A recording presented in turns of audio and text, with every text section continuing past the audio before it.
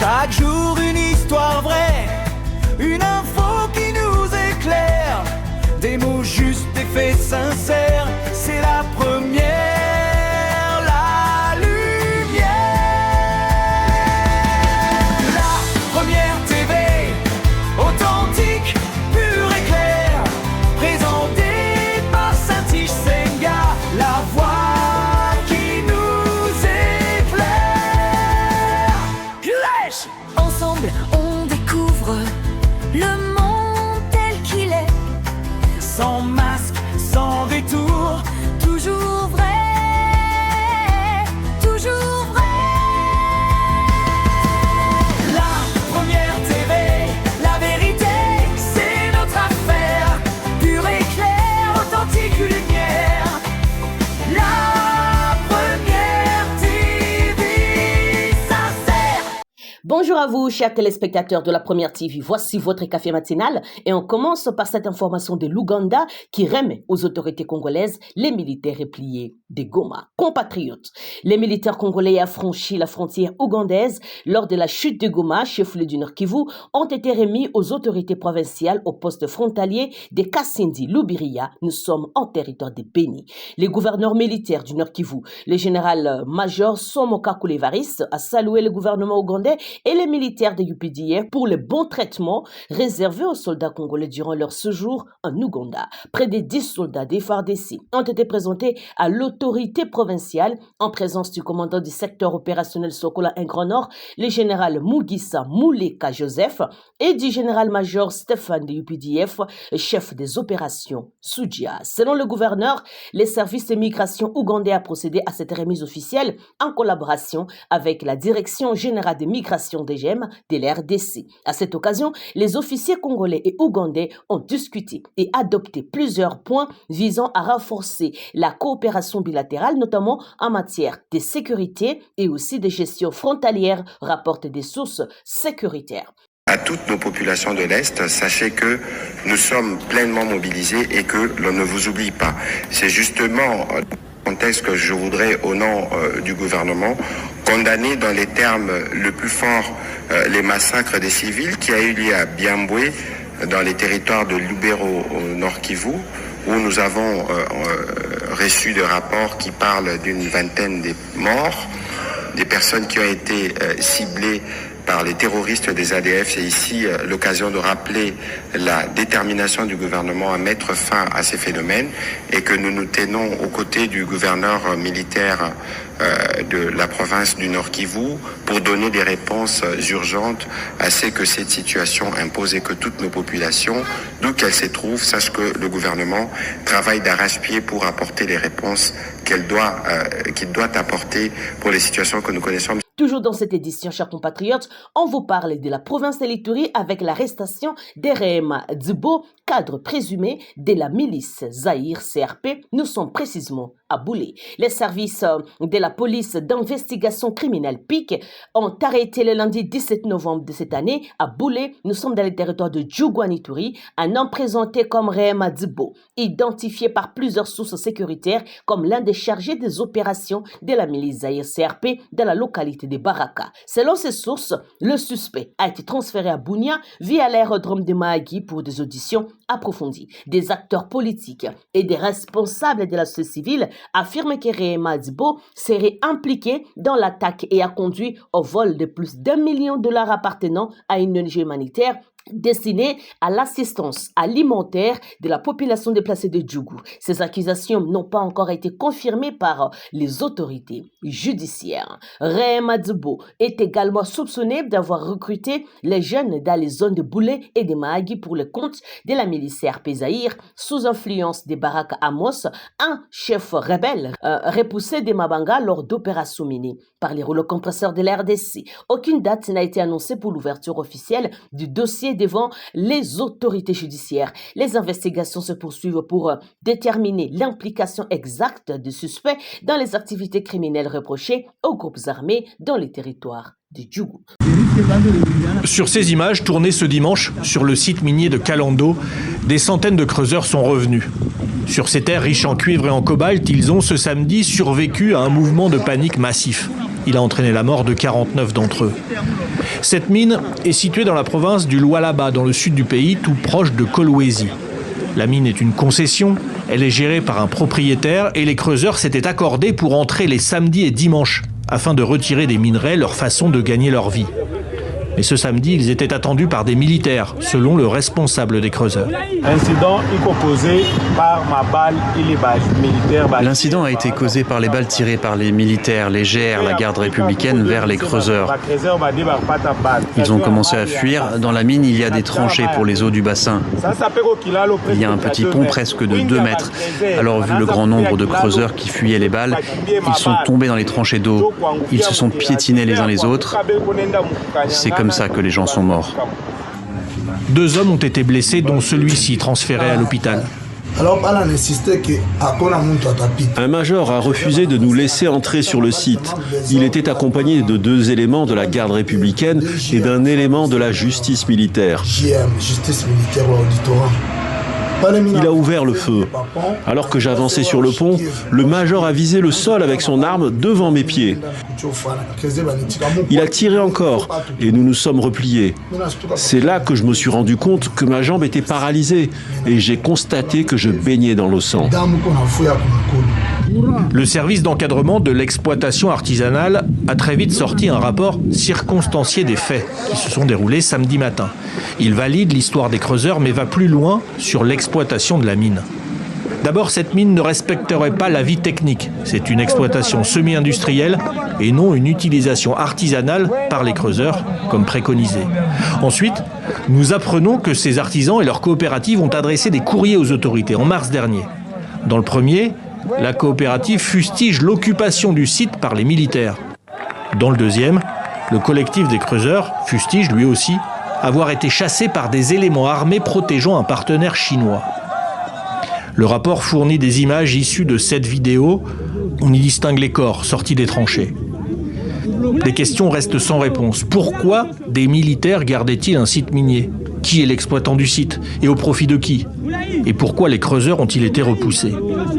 La présence de militaires et l'exploitation illégale a régulièrement été dénoncée par la société civile dans le Lualaba ces derniers mois. Cette fois, les dizaines de familles endeuillées attendent des réponses précises de la part des autorités congolaises. Nous sommes ici à Mwangeji avec les creuseurs rescapés de cet incident. Ils vont devoir nous expliquer qu'est-ce qu'il y a eu réellement. Dû à Kutosha, ma spéculation, il est coordonné. On a un président à Bakrezer, président Jambo. Jina nani? Patrick. Patrick, on a ça pour t'expliquer l'incident et le Kouyaje. Incident est composé par ma balle, il est militaire, GR, Baranza Kupika, et fait à Kupika, Kuko 2 messieurs, Bakrezer, Badeba, Balle. Moi, mon boulot, mon et fait à Bakrezer, on a Babo Banabapika, ma balle, Bananza Kupika. Kuko terrassé à canalisation à maille à bassin. On a tout à maille à mine. Ça s'appelle au Kilalo presque à 2 mètres. Wingi à Bakrezer, Bananza Kupika Kilalo. Bakimbie mabala njo kuangukia muterasi fe ya kuanguka be kunenda mukanyangana ile bantu bafika. Maintenant moi makoro ile munatosha parce que tulikono ma image munatosha makoro ngapi munatangura jusque là tuko na 34 records iko ku mort iko makoro ingine ma famille est récupérée banenda na iko plus de 10. Donc nous sommes dans une quarantaine. OK.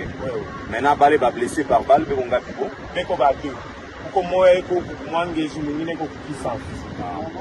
Maintenant tunapenda muéclairer ile ma image bantu leo unaona ya mabulongo kunashuka. Jo kulo bien inakula. Bulongo haina kule. Bantu abakufe na éboulement. Bantu bakimbia batambuke kilalo. Efe ya kukimbia banangukia mkanalisation ya mai. Banenda kukanyangana ndio vile bantu wanakufa. Haina.